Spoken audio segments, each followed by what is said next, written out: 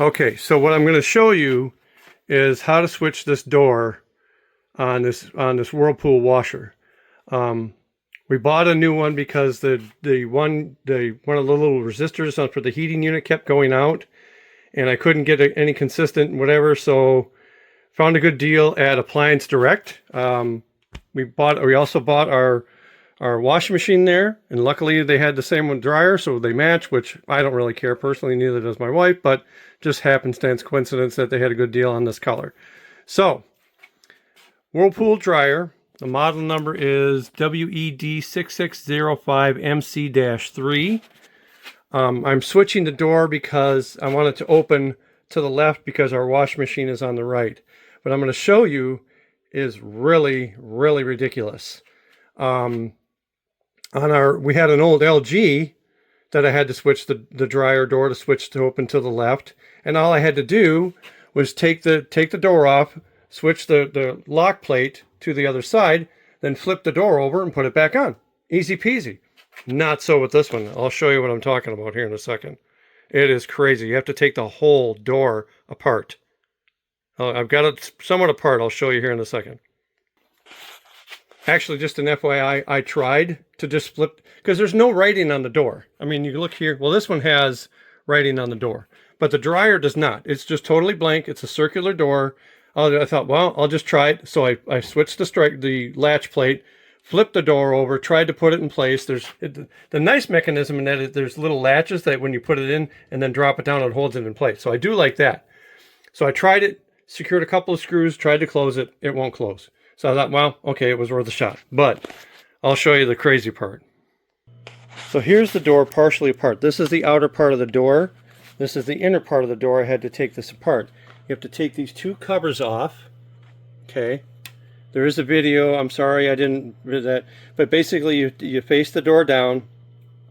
You take these two covers off. There's two screws on each one. And then there's three screws. 1, 2, 3. 1, 2, 3. Up on the top of the door, or on either side, so there's 10 altogether. So you can take all those screws out, then you take this top part out, which I just noticed, this has a little, this where the screw goes in here is raised, versus this one is not. Like these two, see how they're raised up off of here, and this one is not. So then you put that aside. I'm doing this on my couch, it's kind of a messy area here right now. So then you have to take these 6 screws out, okay?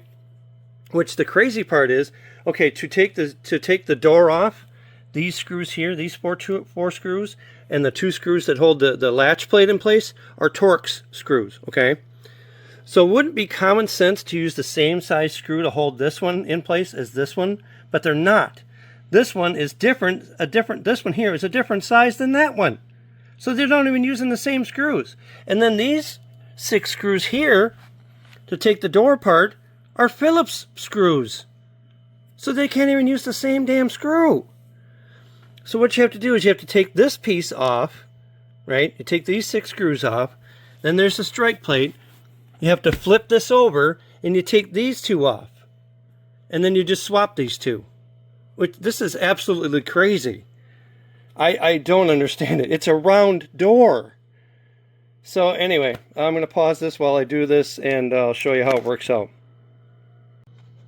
Okay, so now I've attached the latch plate on the one side with the 4 screws, and I flip the door over because you have to screw it in from that side. Flip the door over, and then you've got a little round tab here and a square tab here. You got to line that up, but this piece goes underneath the door now. So now I've got to attach these 6 screws. I've got to attach the hinge back on there. But like I said, the crazy thing is there's different size Torx screws. And then they use Phillips screws for these. That's just dumb.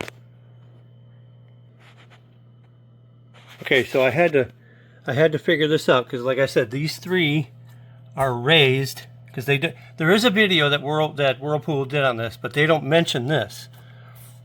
There's these 3 raised ones and these 3 that are not. So you've got to fit it on there to make sure that it's in the right place. So the way mine goes, sorry this is a little messy here, okay, is these 3 So my door now hinges on the left-hand side. So these three are on the low ones, and these three are on the raised ones, the raised screw or the attach point. Okay, so you just have to kind of eyeball it and see, but then you got to also make sure that this outer edge is fitting in there. Okay, so now you can see there's the plastic thing there, the raised plastic thing there and there, and then this, make sure that that's all that this part is on the inside of the door here, inside of the latch. So one big thing I would suggest with this is get yourself one of these little magnetic cups. You can get them at Harbor Freight or anywhere. This will save you many lost screws.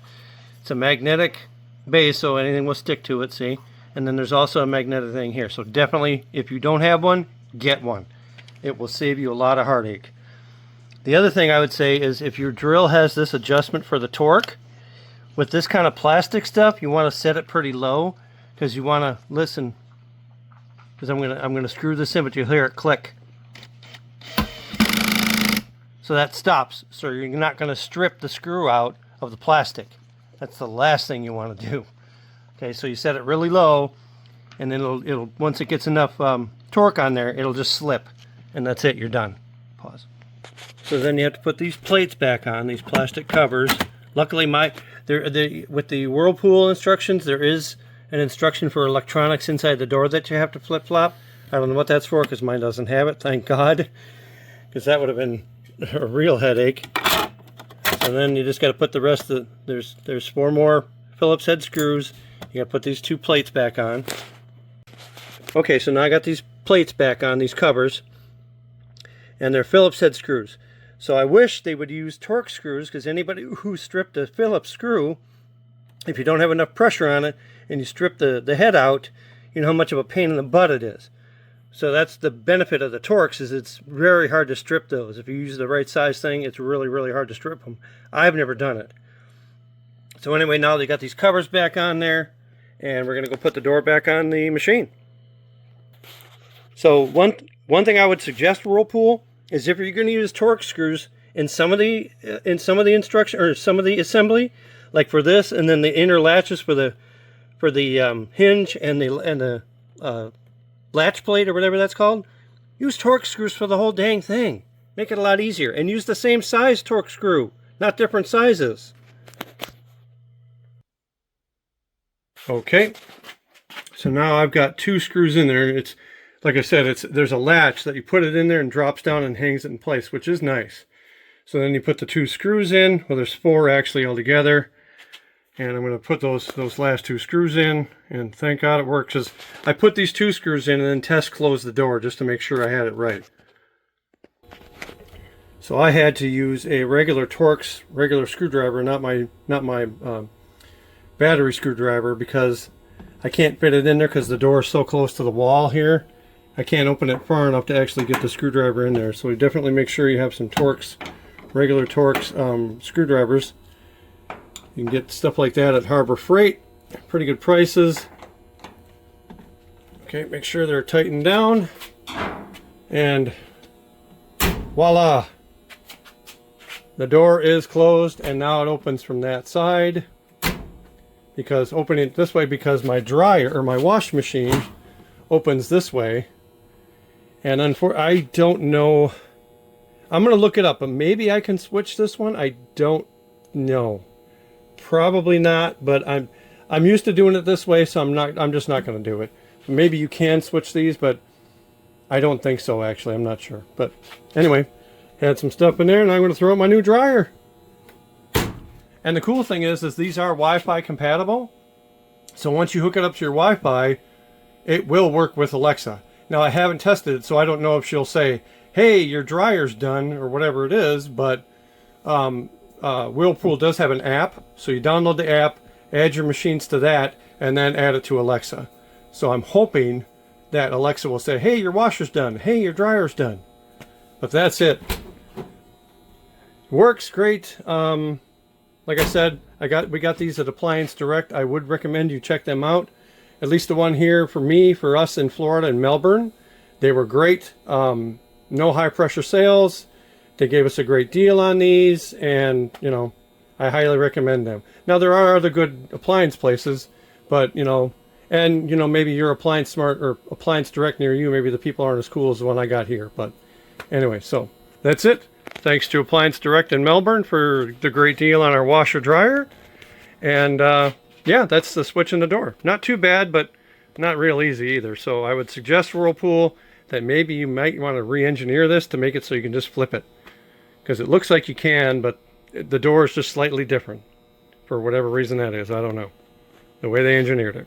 Okay, one thing I forgot I was going to show you is how this works. Just touch it. You just have to touch it. You don't have to push. There's nothing like a whatever. The one thing I like about this is you can change the temp, dryness, and wrinkle shield.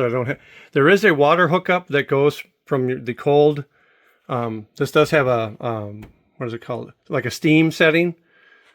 Where is it? I guess it's steam refresh, where you can hook up your cold water intake on the back of your wash machine with like a Y connection that goes to the bottom of the machine on the bottom on the other side of the dryer. So it'll just pull water from there. Our LG had a little thing you had to take out of it, fill it with water, put it back in there, and then that was just kind of a hassle. So this is actually pretty cool. I did not buy that because I didn't think I was going to use it. And but now maybe I will use it. I don't know. So this is pretty cool. You can just touch this to set your temperature. You turn it on, you pick your whatever this is you want to do.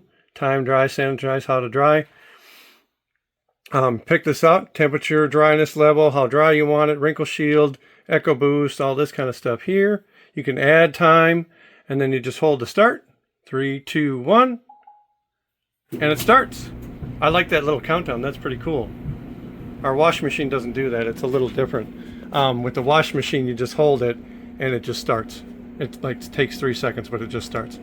But that's actually kind of cool. I like that it does the 3, 2, 1. So anyway, that's it. All right, thanks for watching, everybody. Like I said before, I'm going to cut the end of that one off.